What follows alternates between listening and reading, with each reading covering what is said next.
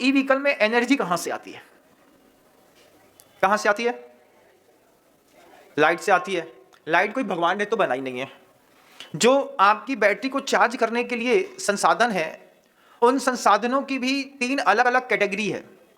आपके घर के अंदर आने वाली जो लाइट है वो या तो कोयले से बनती है, या तो वो हाइड्रोजन या हाइड्रोन्यूक्लियर पावर सिस्टम से बनती है, या फिर वो जो ऊर्जा है वो सोलर पैनल से बनती है, जो प्राकृतिक ऊर्जा कहलाती है। जब तक हमारा उपयोग गाड़ी में तो जा रहा है, ओला की एक गाड़ी ले ली 1.5 लाख रुपए की, अपने आप को बहुत बड़ा उस्ताद समझते हैं, अरे महाराज 1.5 लाख की ई व्हीकल खरीद ली है। तीर नहीं मार लिया।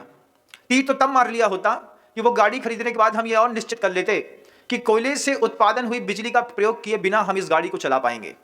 तो जो अप्रत्यक्ष रूप से हिंसा होती है, जिस दिन आपकी दृष्टि उस तरफ चली गई कि हमको अपने घर के अंदर की ऊर्जा के जितने स्रोत हैं वो सब सोलर पैनल की ओर लेकर के जाना है।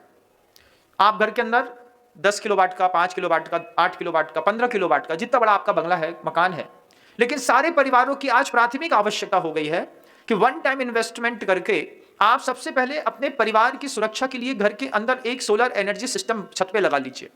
आपके घर की छतें तो बहुत बड़ी बड़ी होंगी, बिल्कुल इतना स्टाइलिश बनाते हैं वो कि ऐसा लगेगा कि जैसे ऊपर पूरी छत डाल दी है।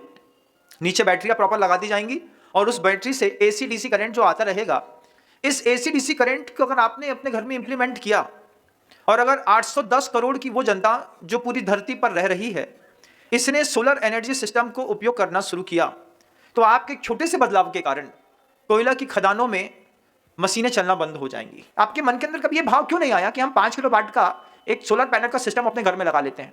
इसी बार अगर नहीं लगवा पाए तो इस बार शुरुआत करिएगा। सबसे पहला इन्वेस्टमेंट करिए कि हमको सबसे पहले प्रोडक्शन में हमको ऊर्जा का स्रोत बदलना है। 3 प्रकार की ऊर्जा तेल से संबंधित होगी, उसके बाद हाइड्रोन्यूक्लियर पावर प्लांट की होगी, कोयले की होगी। इन 3 प्रकार की ऊर्जा का प्रयोग आप न्यूनतम अपने घर के अंदर करेंगे, इसका संकल्प ले लीजिए। जैसे ही आपने अपने घर के अंदर सोलर पैनल लगाया, उसके बाद आपकी ई व्हीकल अगर उससे चार्ज हो गई तो समझिएगा कि आपने एक बहुत बड़ी जंग जीत ली, बहुत बड़ी जंग। नहीं तो वो जो खदानें खुदती हैं ना लाखों करोड़ रुपए की, उसमें जब धसाव होता है और भूकंप आता है, उसके लिए कहीं ना कहीं आपके घर का चलता हुआ पंखा भी जवाबदार है।